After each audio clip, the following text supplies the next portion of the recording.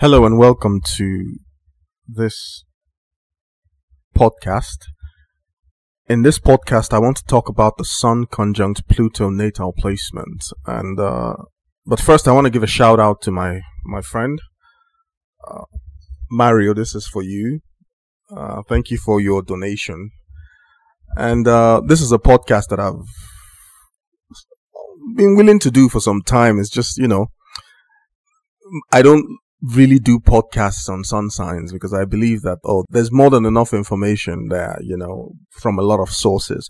But I thought I'd put my own perspective out there regarding this placement. It's a very important placement, and whenever it shows up in a natal chart, its significance cannot be overlooked.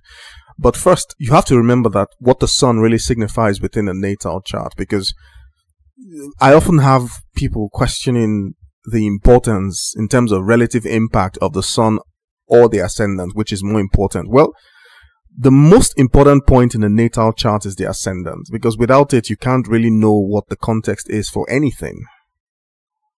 The sun sign is important because the sun in a natal chart is the organizing principle, and it does so because it's the sun.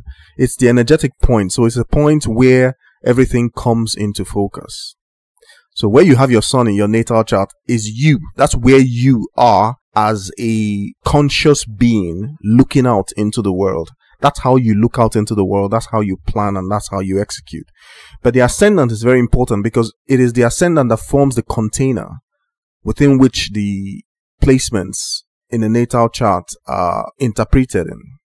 For instance, the sun is the sun of the ascendant. The moon is the moon of the ascendant. So that what the sun really describes in the natal chart, its particular placement and aspects, it is telling you of how that ascendant brings itself to a focus, how it brings itself to an attention, how it is self-aware. Now, it is possible that the relationship between the sun and the ascendant are somehow at cross purposes. It happens a lot, and the reason for that is because the externalization that cross purpose is meant to create, right, is tied to the behavior of that sun. So that by not agreeing with your ascendant when you set about your business of achieving things in the world, then that difference means that you will create a reality that corresponds to the nature of that difference, and it will come about as some type of crisis or some type of conflict that you need to resolve. That's how we build external reality. We build it as a type of crisis or as a type of conflict, so that the important parts of our reality that we externalize, they are the parts of our self-awareness that we do not understand. That's really how it is. That's how these things are. So, my entry into this conversation will really come from putting my own perspective on what the sun really signifies, because it is okay to say that the sun is, the element of will, focus, and all that. But, I don't do things that way. If I get explanations like that, for me, it's not an explanation. Why does the sun do this? Why is the sun interpreted as that? It could have been interpreted as anything. It could have been interpreted as a walking stick or as a machete. Why does it have to be a focus on will? And that's what you're going to get. And that's what you normally get with my podcast. You get to understand why. And the why usually goes all the way down to first principles. What's really going on? Because if we're going to represent the sun as the symbol for self-awareness, then we have to understand what self-awareness is. Otherwise, what are we talking about? Okay? Yes, the sun symbolizes will. So, how do you know? Prove it. Why can't it symbolize, my ability to eat ice cream? Why does it have to symbolize will? Why does it have to symbolize focus? Why does it have to symbolize the things that astrology says that it symbolizes? Now, normally, these explanations are reserved for my classes, and the sponsor of this podcast really was the first student in my class. So this really is an important podcast for me. It's an appreciation podcast to him. All right. And so we're going to go deep. And those of you who have not attended my classes and you're listening to this podcast, well, because of this sponsor, you get to really understand what the sun is from this perspective. Now, I have a podcast already where I talk about the emperor's clothes. It's a podcast I created talking about the sun in astrology. That's also very informative. And it is from there that I will make the entry into the narrative. And if you haven't listened to that, maybe you should. I have 2 podcasts on the sun. One strictly talks about the sun, and the other, it talks about the sun within the context of other things. Now, the sun in astrology, as it is also in astronomy, is a star. And the essence of a star is to convert basic elements into more sophisticated elements. For instance, the sun converts hydrogen into heavier elements, which ultimately cannot go past iron. Iron is the last thing that the star can create before it dies. Now, in the process of its death, depending on its size or relative size compared to the sun, it will create other heavier elements in the supernova explosion that it results afterwards. Or not. If the sun is just like the sun as we have, one solar mass, then it's most likely just fades away. After swelling to a red giant, it fades away into a white dwarf and then fades out of existence out of there. But what does this have to do with astrology?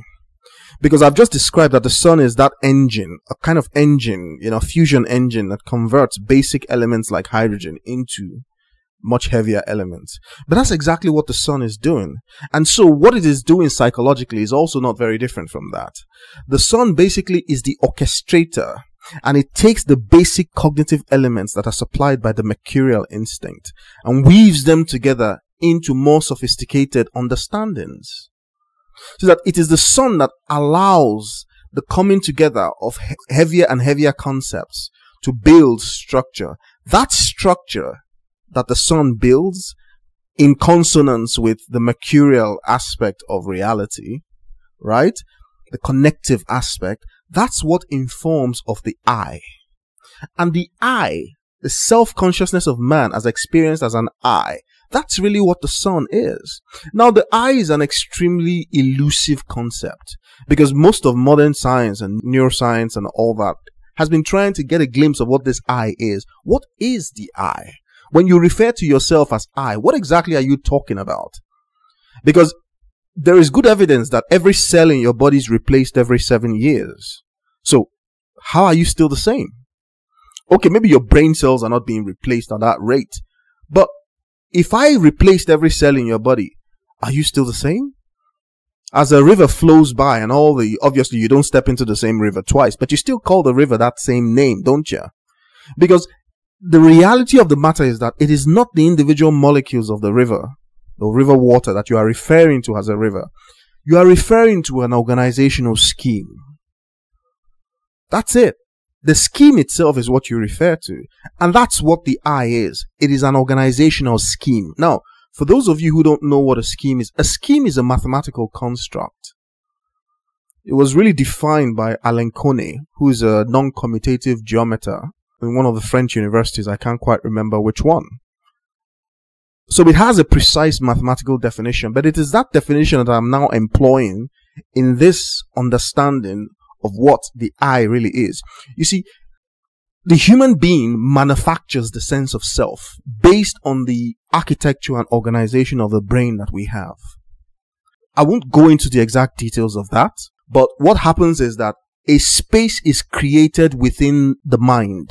Because you have to understand, why is it that human beings are the only ones in possession of the sense of I? Animals are not.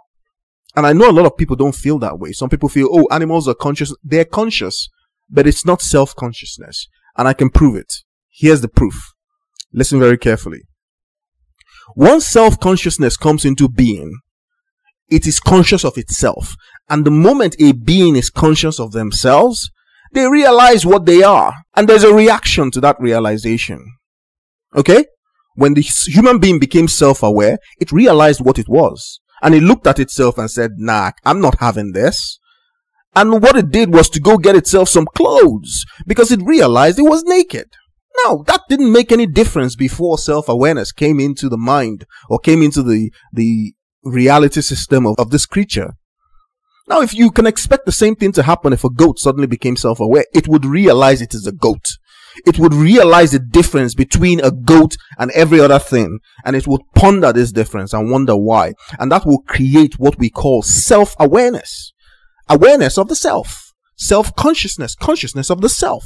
Now, the self is only understood in this physical plane as a result of looking at the body. So the body provides the reference point for self-awareness. That is the Arian to Taurian dynamic. Because the self in Aries has no form. In Taurus, it takes on a body. So the process of recognizing yourself is the process of recognizing your body. Okay? And self-consciousness now becomes the awareness of that body. And so that leads to the concept of nakedness. And then once you're naked, you want to go put on some clothes, because that's what it means to be self-conscious. No creature on this planet exhibits that except a human. Are we clear? That's it. That's the end of the argument. Every other type of argument along this line, you've just heard the response. Okay?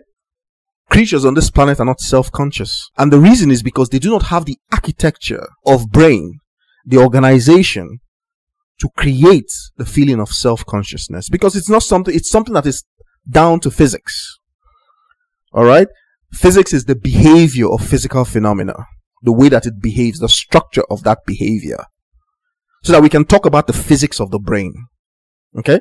Now, when we talk about the physics of the human brain, self-consciousness is what is natural to that physics. Now, anything that has the same physics or the same structure will ultimately also be self-aware. That's how it works. That's what a physics is. Okay? It's like the physics of fluid dynamics. That same physics, you can write the equations down on a piece of paper, and then you run the equations on a simulator, on a computer or whatever, and it behaves like an actual fluid, even though it's on a computer. Alright? And you can draw out properties of fluids that you haven't studied before, just from looking at the properties of those, Now, the caveat is that, some of those equations, like the Navier-Stokes equation for fluid dynamics, they haven't been settled yet. They haven't been confirmed, proven to fully reflect the behavior of fluids yet. The proof is still lacking. Anyway, what I'm trying to say is that the I itself is a construction that takes place in your head. And it is a space. It's a gap. It's a space where there's nothing. And now, the human psyche cannot support the absence of something. So every space there must be filled with something else. And the way that your brain is able to nullify that space is to populate it with something that is only a construct. And that construct is an I. Now, if I went through the exact physics, it would be clearer in terms of how this space is generated, because it's down to some clever bioengineering, really, if you ask me. But I'm not going to go into that here, okay? But this bioengineering forms one of the key points of the 5 principles of organized complexity, which is my theory and my book, okay? Which describes how this I is generated in great detail. Okay, and that is the basis of self-consciousness. And that's what the sun represents. Okay, the sun now becomes this sense of I, because what we call a reality now becomes all the memories that are tied around this sense of I. The sense of I is how we now make sense of ourselves, which is exactly how we make sense of a reality. Some people think it's different. It's not. The way that you understand yourself is the way that you understand your reality. And let me even blow your mind even further. The way that you understand yourself is the way that you organize your reality. So that all the things that you call a reality that you are experiencing, it's really down to the way that you understand yourself. Now, it begs a very serious question. Exactly what this sense of self really is. It is a mirror of some kind. Because that space, because it's a nothing, it gets populated by everything. And the entire point of learning, the sequential process of learning, the logical process, and even the illogical processes signified by Neptune and Uranus, they're all populated in that space. The entire universe populates the space. And that's what we call learning, experiencing a reality. Experiencing a reality is populating that space. Writing on it and then rewriting it and all that. And because it's a scheme and it's a construct, we can amend it. We can update it. We can downgrade it. We can do all sorts of things to it because it's really a nothing. Okay, you ever heard the phrase that nature abhors a vacuum? Well, your brain abhors gaps. And when it has that kind of gap, especially one so unique, in its construction, it wants to populate it with something, and it populates it with everything, so that you experience yourself as a walking reality. That's how we experience reality. We experience ourselves as a walking. So when you learn anything, really what you're doing is you're writing into that space, because that space is the coordinator of all your memories. That's why in neurodegenerative diseases like Alzheimer's, which attacks the sense of self, it doesn't attack the memories, because the memories are all still there in the brain. It attacks the construction for the sense of self. And once that disappears, all the memories are disconnected and fragmented. And in order for you to recall, which is how we experience the referential nature to ourselves, in order for you to recall, you must make reference to that self. Without the self, then there's no ability to recall. And that's why it seems as if they've lost all their memories. It's not the memories that they're lost. They've lost who they are, the sense of I. It's a special construction. And once you understand how it is constructed, then you can cure Alzheimer's. That's really what it is. I'll give you a hint what it is, really, because it's not a secret. It's the work that I do. All right? It is the nature of connection itself, because that sense of self, all it does is it tries to connect everything. That's how it fills itself up with everything. And as everything is pouring into it, it can't come in a fragmented way. It has to connect. So it's always connecting. Everything in that space is connected. And the degree to which the connection reflects the true nature of things, that's what we call intelligence and learning. So there is a precise formula to the nature of that connection. And the closer the approximation is to this connection, the true nature of that connection, the more self-aware the person is. So that if we can get a machine to replicate what this is exactly, that machine will begin to experience what we realize to be human self-awareness. Now, we're still talking astrology. Don't let this, this little foray into physics or whatever you want to call it bother you. We're still talking about astrology, and this is the way that I teach astrology. I teach it from first principles. There has to be a physical working theory, because we're describing reality. We're not describing some fairy tale. We're describing reality, and we want the descriptions and the prescriptions that come out of these examples or these understandings. We want it to be able to help us with our own physical reality. We want to understand what's going on. What is reality? What is life? What is the nature of things? And why do we experience the realities that we do? Out of all the myriads of possibilities that could be, why do we experience this particular one? There's an answer for that too, because it's a selective process. We select these realities based on what our understandings of ourselves. And it's not the type of understanding that you can just, you can imagine this construction of self. For instance, let me deviate a bit. You can understand this construction of self as being the geometric structure of a black hole. Because what else are the connections? The connections are blackness. They're all around the sixes. Without the sixes, there can be no connection. Without the sense of blackness, without the physics of blackness, no self-consciousness, no awareness, everything would represent chaos. Because you won't be able to understand anything. And the only reason why you won't be able to understand anything is because there's no self. There's no sun. So that the very first man and woman who became self-aware, it was because of the sun. That's why it happened in Black Africa. It's not a coincidence. Don't let anybody deceive you. Without it, it could not have happened. It was a negotiation between the sun and the individual. And when the when the early hominid was able to process the radiation from the sun to a certain critical degree, that means that the brain was ready. And at that moment, self-consciousness began to impinge on the hominid gradually. And what that looked like was that things began to come into focus. Imagine if I gave you a textbook on quantum field theory now, the latest ideas in quantum field theory. All these things are written in advanced mathematics. And if you don't understand it, it looks like gibberish. It looks absolutely chaotic. You can't tell what they're talking about. And then I gave you a little tiny injection. Very tiny injection, less than 1 second. And gradually, you began to understand. Gradually, everything just suddenly begins to make sense. Very gradually, it doesn't come at once. All of a sudden, you begin to recognize what the equations are saying. And you realize that they're saying things that are really very simple. They're just linking different parts of reality together and telling you the physics of how they work. And this is pretty much straightforward. Why didn't I understand it before? Well, the reason why you didn't understand it before is because your self-consciousness could not connect with it. Those equations describe connections. That's all they do. They are telling you how different aspects of reality connect together and how they lead to maybe another outcome or whatever. And in order for you to understand it, you must be able to connect with it. But you can't, because the self-consciousness does not contain what it needs to connect with it. And all I do is give you a shot of blackness. And that means that you can now begin to connect with it. The point I'm trying to make is that the connection that leads from chaos to organized complexity, which is the nature of understanding, it's blackness. That's what the sun represents, blackness. And so it is not a coincidence that in physics, the sun is as close to a perfect black body radiator as you're going to get. Don't take my word for it, you can go confirm it. It is the understanding of the sun as approximating a perfect black body. That is the basis for quantum mechanics.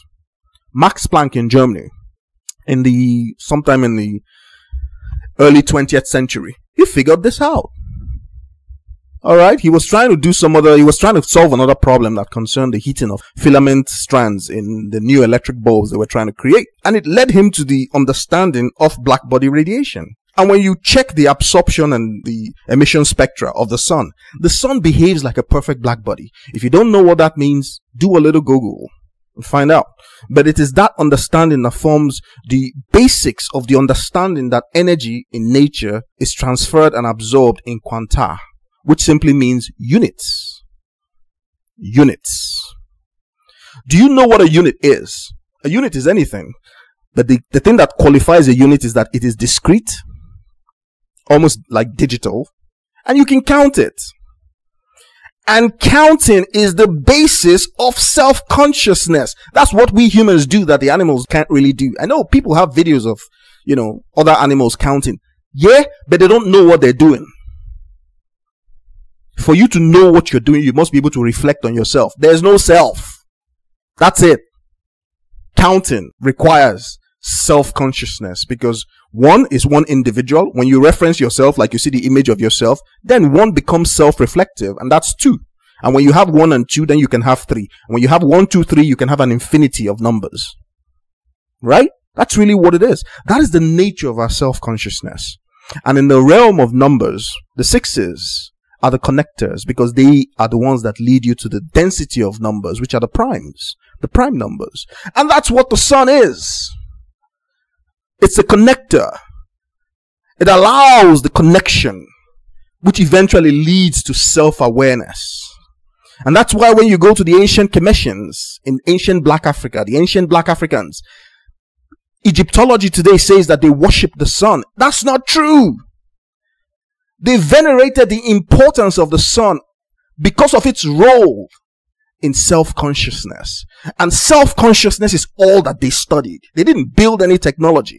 The technology was self-consciousness itself.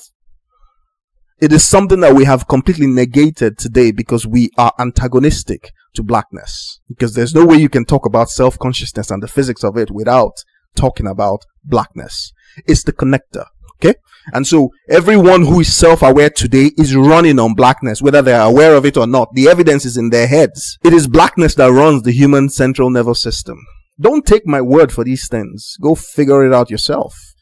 Your cerebral cortex is divided into 6 layers. There's a reason for that. If it were divided into more different than 6, maybe less or more, blackness will not be able to process your central nervous system, because 6 connects with 6. That's what it does. And all the 6s connect. That's why carbon connects and keeps connecting, and that's why you have life. Listen, mate, I don't want this to become some type of, we're still talking about astrology, but I need you to understand what the sun really signifies in the astrological natal chart.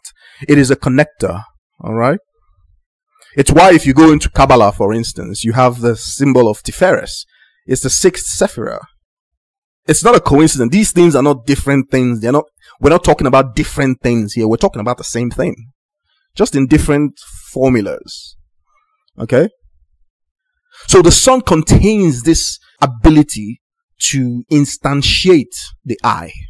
And when the I comes into existence, what does it do? It allows everything else to exist. Because everything else exists, you just don't know what it is. But when the I comes into being, then you can see the relationship between things. And the fundamental, the archetypal, and the primordial nature of relationships between things, that's what number is. And so in astrology, the sun becomes the archetype of will, the archetype of power, and non-sexual desire. It represents an entity's will to exist and to be. It is also the archetype of the hero. A need to express a specific nature. And that specific nature, the sun resists imposition on that specific nature. Alright? Because it's a star. It's a radiating star. So things go out. It hardly ever comes in. So that the sun wants to assert itself where it is. In the space that it is. It wants to be. That's it. Alright? So in that sense, it represents authority figures, governments, kings, queens, nobles, all sorts of things that have that symbolic behavior in nature, things that want to be, and they resist change in that sense. Okay? So the sun is often individuated and uncooperative. I keep telling people that we are solar creatures, but it's only a recent phenomena in the early hominid. We became self-aware just a relatively short while ago in the history of the world. Okay? Prior to that, we were lunar creatures, just like the animals. We didn't have a sense of self, so we behaved like them. So it is very incredibly stupid to see humanity behaving just like animals, even when we have transcended that. And some people try to tell you that it's just human nature to behave that way. It's a lie. We are solar creatures. We have become solar creatures, right? But it's because it is still relatively new. Being self-aware is very taxing on the biology of a human being. And that's why your brain consumes 20% of all the glucose that you take in, even though it has no moving parts. It's very taxing and that taxing aspect is because of self-awareness, the construction of the I, the construction and the maintenance of the I. It has a connection to Christianity, but that's a different thing altogether. Because now that now becomes another manipulative aspect of this sense of I.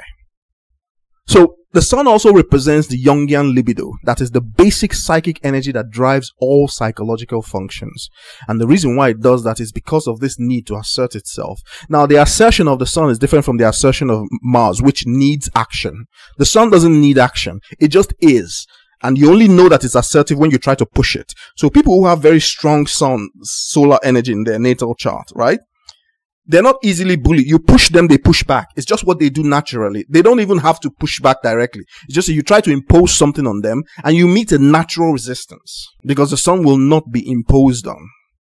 Now, different aspects of the sun or even its placement and all that can impair this ability so that you find people who attract imposition on themselves. Okay? So the type of power that the sun represents really is the power of will. To be and then to resist being something else, so that once it becomes something, it maintains what it is. All right, good. Now we're going to talk about the planet Pluto. We spent the last 29 minutes, 30 minutes talking about the sun, but Pluto, we're not going to spend that much time on it because what it is pretty much very obvious. I have a podcast where I talk about Pluto as the implications of disowned sexual desire. Now, why? It's a very it's one of my favorite podcasts, actually. It's a pity it doesn't get that many views. But it's really very important because it talks about Pluto as an aspect of behavior that is suppressed. And it is suppressed in a way that causes it to erupt eventually. And that's where the idea of plutonic comes from. So Pluto in this case behaves like a volcano. And that's black hole that I talked about, which is the structure of the eye. Because what is a black hole? People think of a black hole as a point, as a round black stuff. That's not really what it is. Okay, that's the image that's given. And we actually people have actually taken pictures of black holes. But what they took is a picture of the event horizon. The event horizon is that minimum distance from which light cannot escape anymore. Okay, so beyond that point, everything appears dark and black.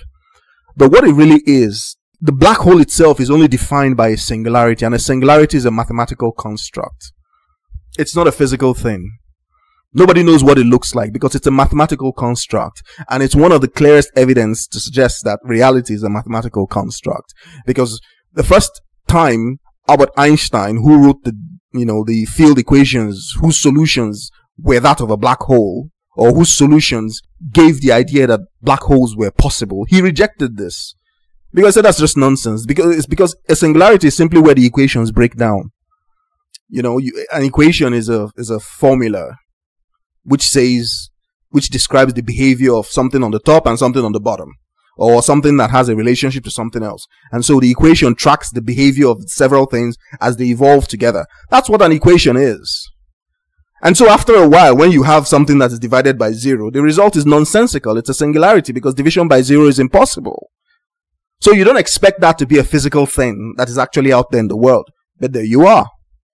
The field equations break down and then you see it as a singularity. It's almost like that part of reality doesn't know what to do anymore based on everything else, and it just collapses infinitely often into a gravitational well.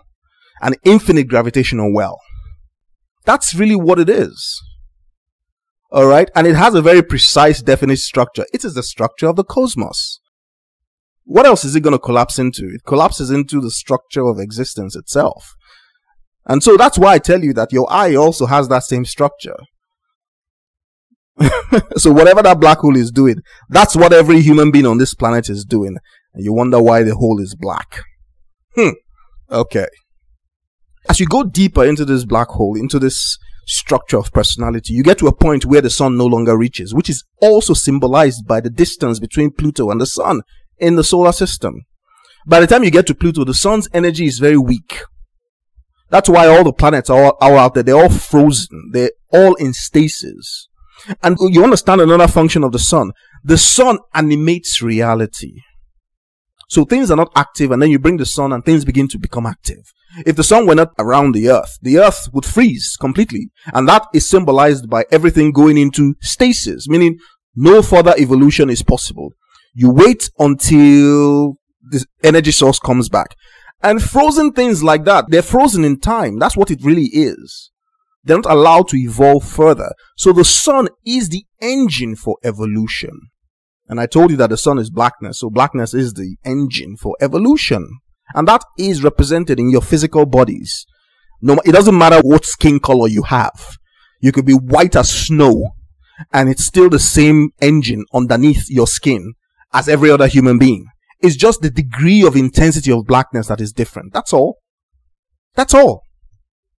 That has always been the case, but people want to make it into something else. Good luck to them. So even though the Astronomical Society has said that Pluto is no longer a planet, Pluto itself doesn't care. Trust me. Astrologically speaking, it is one of the most powerful forces in the natal chart because it represents that aspect of human nature that is continually being suppressed. And the reason why that suppression is taking place is because of the sun, the solar mind. Because the type of behavior that Pluto suggests, it will not allow us to build the type of society that we have today. Because it is very remote in consciousness. It is very deep and very remote. It is very close to the basest instinct possible. And so Pluto represents those aspects of reality that are frozen, suppressed. They can't move. They cannot evolve. They cannot grow. And when they're suppressed like that, because your reality system will not tolerate it, because ultimately, no matter how far Pluto is, the sun's rays ultimately reach there. And so ultimately, Pluto in the psyche gets illuminated by the sun. And usually that happens during transits. And you don't know that you're suppressing that aspect of your reality. You don't know that you're suppressing that aspect of yourself until there is an earthquake in the form of a transit or in the form of crises in life. And then that aspect that is being suppressed begins to come out. It begins to wreak havoc, and the individual begins to behave very Plutonic. And what do these behaviors? What do these behaviors contain? What do they look like? Pluto is renewal, the sense to renew oneself through elimination. It usually involves the construction of a fake identity, something that is not real because it's plastic, very plastic. And you usually know when you start to do this. It's just that when you do it for long enough, you don't remember that that's what you're doing. So that the self-awareness, rather than becoming the specific shape of the black hole I talked about, right? Which it doesn't allow, because within that singularity, there can be no protruding structures per se. Everything is aligned perfectly. Then the most accurate packing density you can imagine. Imagine a density that does not allow light to emerge from it. It means that it reflects the greatest packing density possible. And that's usually the 6s. So if you look within the black hole, which is not something science can do today, everyone's waiting for a quantum theory of gravity to be able to understand what happens within a black hole. But I'm telling you right now, inside that black hole are the 6s. Everything is packed as if they're in a cubes or something. All the way down to turtles, all the way down to turtles, mate. It keeps going all the way down. It never gets to the singularity because the singularity itself is a mathematical construct. It doesn't really exist. Okay? Its existence is not like we would describe as a physical reality. Okay? So people who are very Plutonic, they tend to exhibit this type of behaviors too. There is a compulsive obsessiveness to their behavior because that's what Pluto connotes. It's like something that is like an attractor around a gravitational well that you can't break out of. The individual's behavior keeps circulating around those issues. And most of the time, this is unconscious. So they construct an entire reality to avoid those issues. So those issues are now perceived as some type of taboo because the psyche simply just won't connect to it, even though it's there. So it becomes the dancing elephant in the room that is conveniently ignored. Alright? And that's what Pluto symbolizes in the natal chart. It is the aspect of ourselves that we would rather just look away from. Because the solar mind wants us to rise up. But rising up doesn't mean that you have to forget where you're coming from. And that's what Pluto signifies. So it provides for extremes in behavior, endless repetition and reproduction. The power wielded by money and sex. Because at that depth, that primitive depth of the behavior, of the beingness of your self, right? It's very primal. It's very primordial. And so the instinct for sex is extremely powerful. It is the same type of instinct that we share with the animals. It's a bash her over the head, take her into the cave and sodomize her kind of sex. Alright? It's a very deep impulse. But luckily, most of this impulse is always kept under some type of control. Now, you would say that Pluto is monstrosity because of this. It's not. What it really is the structure of our basest desire. In a sense, it represents the truth of where we come from. The beginning of where we're coming from. You know, once you begin to come into the solar system, all the bodies you meet in Pluto, and this is why Pluto itself was reclassified as a non-planet, because there are so many bodies that have its type of quality. Once you cross the orbit of Neptune, and then you go towards the edge of the solar system where the Oort cloud is, and you have a tremendous number of icy bodies, comets, that are remnants from the construction of the solar system. Because the solar system is an ordered structure in a sense. It's an evolving order because it reflects organized complexity. Alright? Now, it moved all the non-ordered structures, so to speak, to the boundaries of it. But those are the structures you meet when you begin to come into the ordered structure of the solar system. And that's how it is for self-consciousness. All the asteroids outside the orbit of Neptune, let me clarify that because there are some that are within the solar system themselves. All asteroids outside the orbit of Neptune represent different types of obsessive compulsive behaviors similar to what Pluto is. And you'd never hear this anywhere. This is the first place you're going to hear this because it is based on the accuracy of physics. And so Pluto represents the urge to concentrate the libidinal force into a point so intense it reaches release, self-forgetfulness, and unity with one's source. And that is the essence of Scorpio. If you've listened to my Scorpio podcasts, right? This is the unification between Pluto and Scorpio. Now, Pluto is essentially a concentrated form of that Scorpio energy because it is the emissary that Scorpio sends out to draw information from where you have Pluto, to draw information back to where you have Scorpio in your natal chart. Okay? It's like a satellite of it. That's really what it is.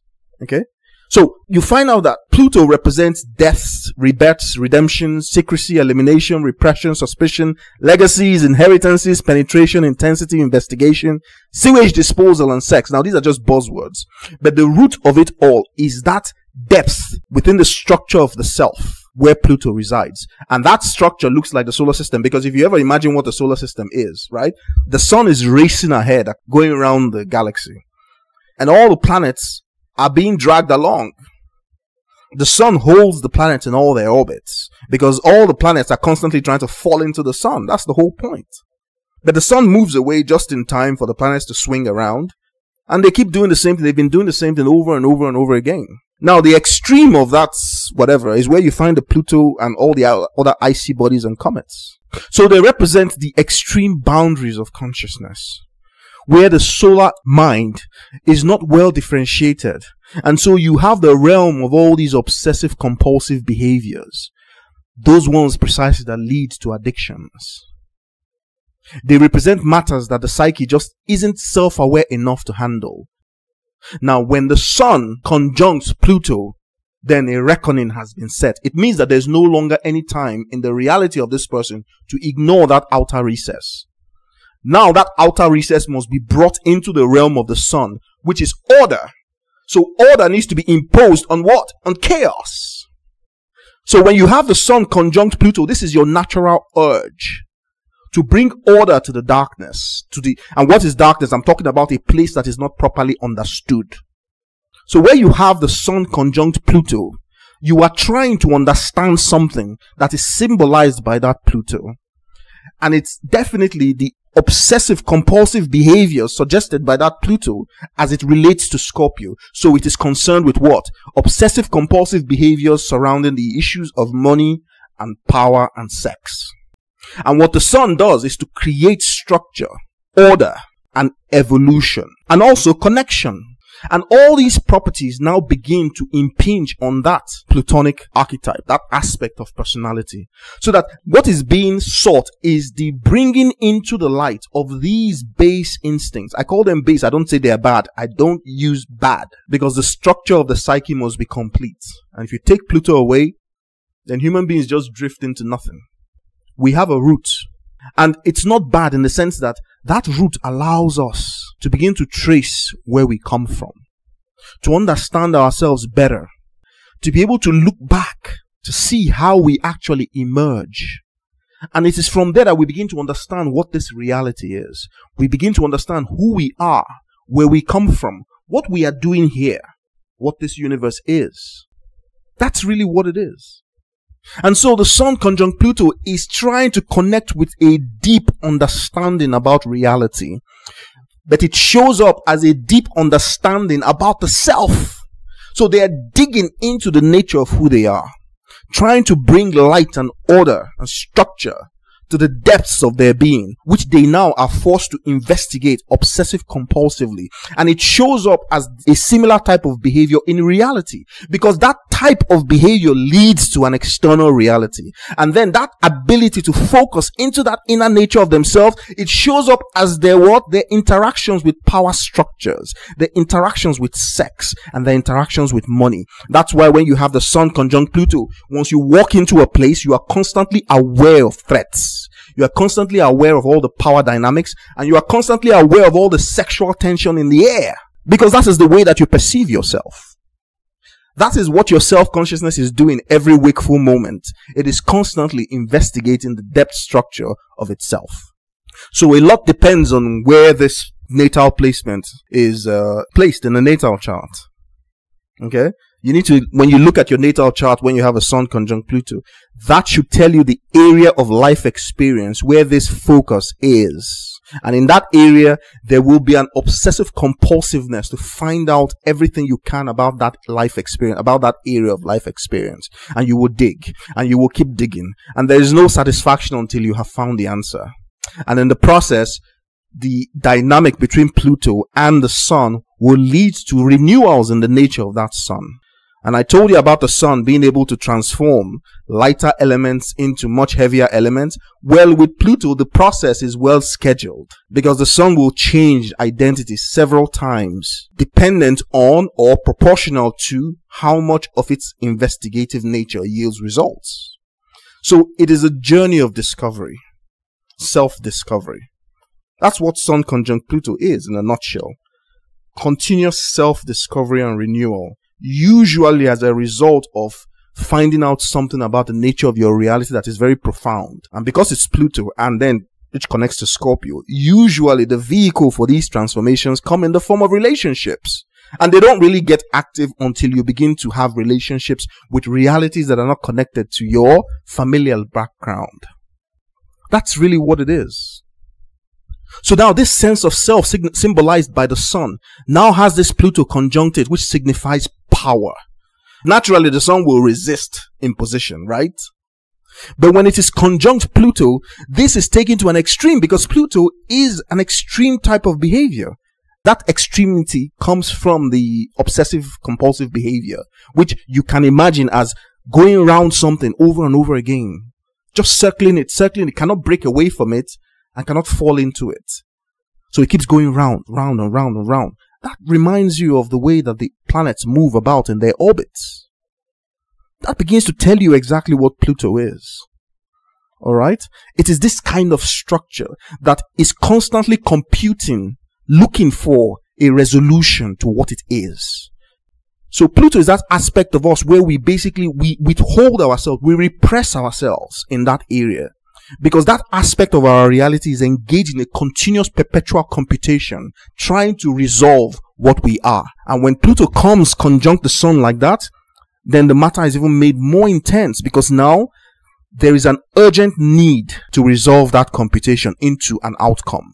And the sun is staring at it. Remember, the sun is you, the sense of I. The sun is staring at the computation, wondering, what is this? What's going on here? And how long have you been doing this? And these are the questions that germinate deep within the human being. And in the early stages, they have no idea that this is what is happening. But they will begin to notice that there's something different about them because of the way that they react when people try to impose on them. That's the one place you begin to see it. They will resist with a rebound that is almost, spoiling for a fight. They would rather go through extreme difficulty than be imposed on. They are secretive because Pluto basically is that aspect that doesn't want to be in the light because it's very deep within the psyche and the sun is staring at it. And in the early stages, this shows up as an awareness of whatever it is that Pluto symbolizes. And so that awareness is transferred into self. So the self, remember, the self looks at itself and say, wow, so this is me. And it becomes ashamed of itself in a sense. And where is Pluto in the human body? It's your sexual organs. And so the individual is completely aware of the nature of sex from the moment they are born, even as babies. And they will carry this all through their lives. Because remember, they're staring at Pluto, wondering why it is going round and round and round and round and round. Okay? And as they get older, in the first early stages of the conditioning of life, they get to understand that sex is something that is not really talked about.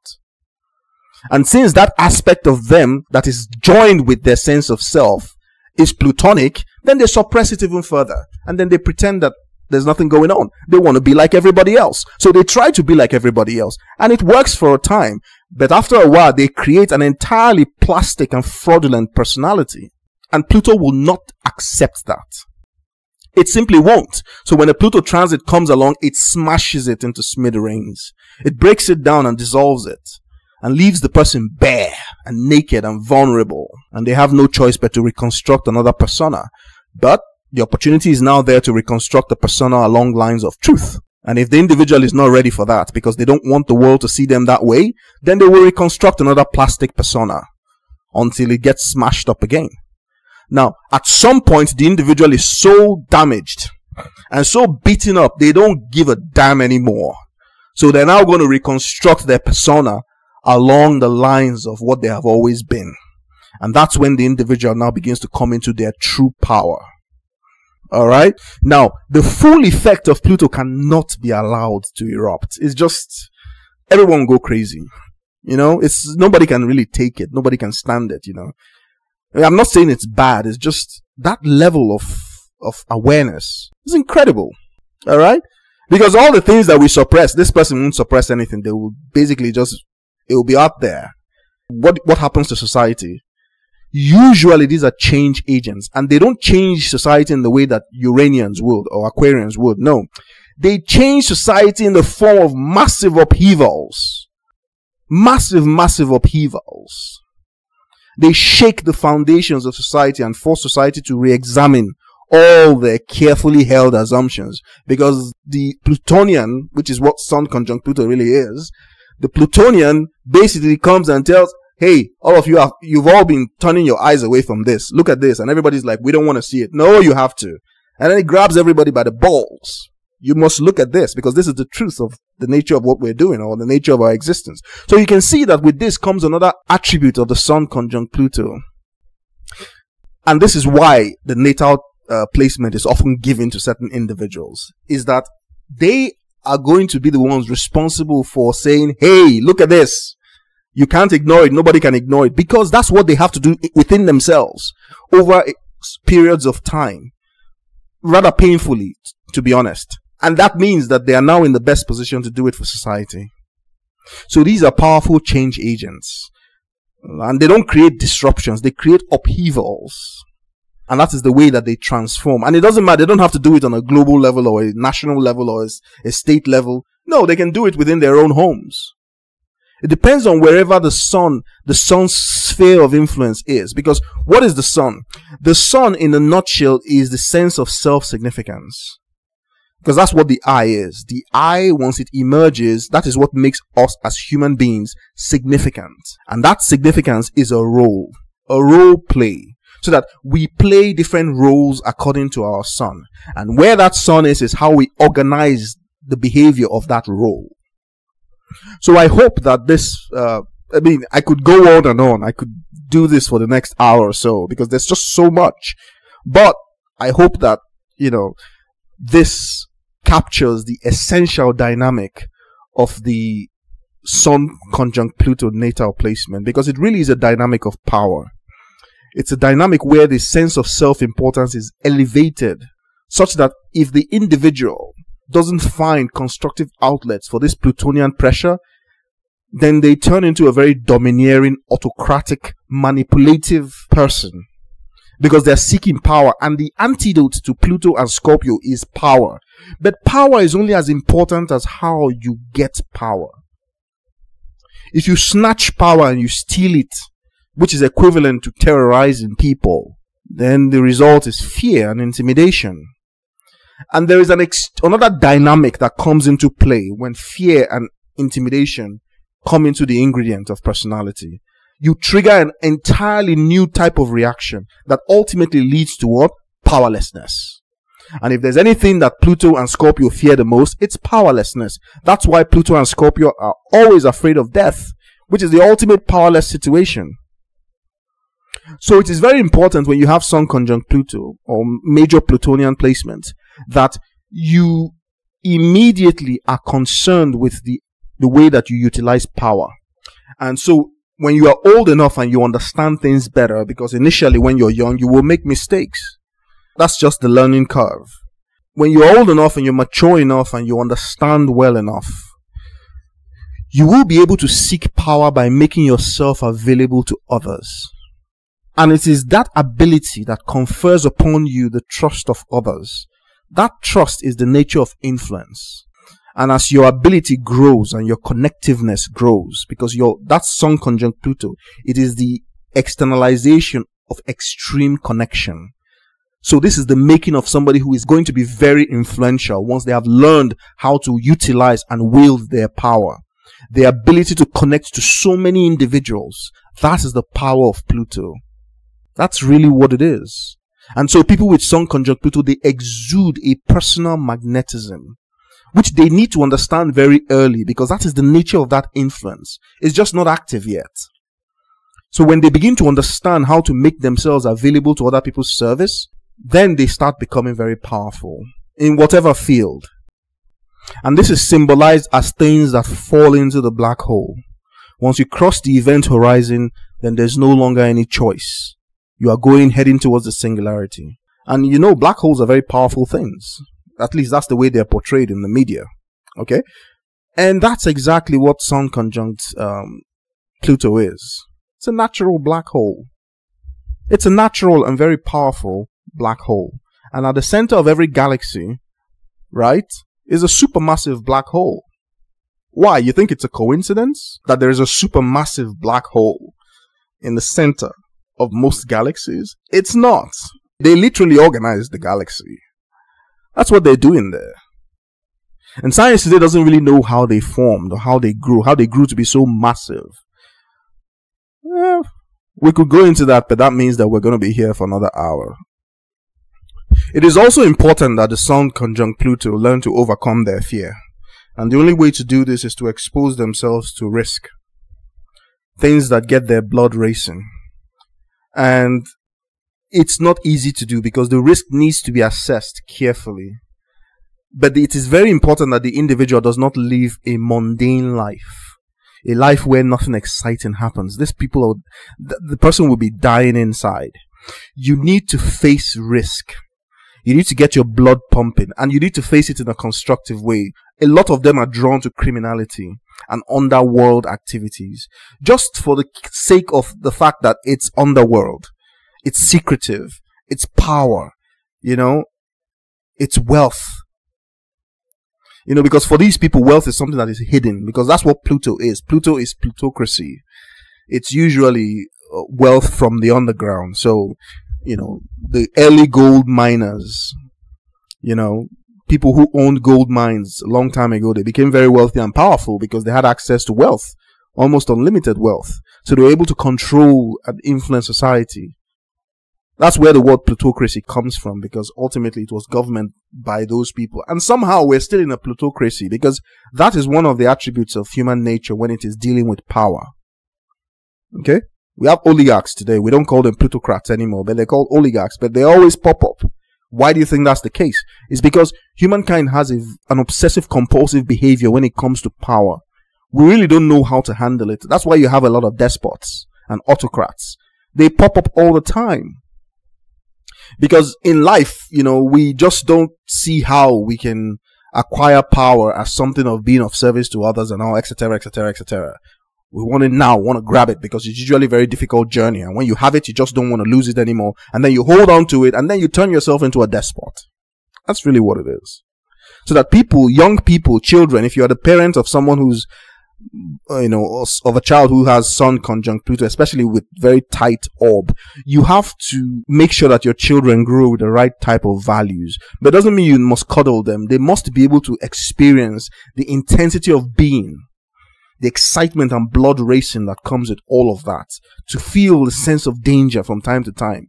Okay? Because it gets their blood pumping. It gives them zest in life. And so they must have constructive outlets for all that energy, either taking them car racing, maybe kart racing or whatever. Get them competitive, get them involved in constructive ways, ways that Pluto can surface in a healthy manner. Because the result of suppressing this aspect of their nature, especially in the conjunction, is that it erupts later on, because you cannot suppress Plutonic energy. And you also need to know that they're very sexual. Within them, they carry the seeds of sex, raw sexual energy. All right. And if they won't understand what that is early on, it is important that they receive healthy sex education so that they can understand their bodies and their sexuality. They should not suppress it, because otherwise that attracts predators. Okay. They must be aware of who they are and their power. And as much as possible, help them to understand what that power is. I mean, you don't have to go into the explicit details if they're not ready, but helping them to understand what that sexual energy is, to be aware of their body, because the Sun conjunct Pluto person will exude sexuality in one way or another. It doesn't matter. It doesn't have to be the perfect body or whatever, but even in their behavior, because they're always very controlled and reserved. And you know, anything that is controlled and reserved like that, people all just assume that the person knows what they're doing. All right, they're in control, and that is very sexually attractive.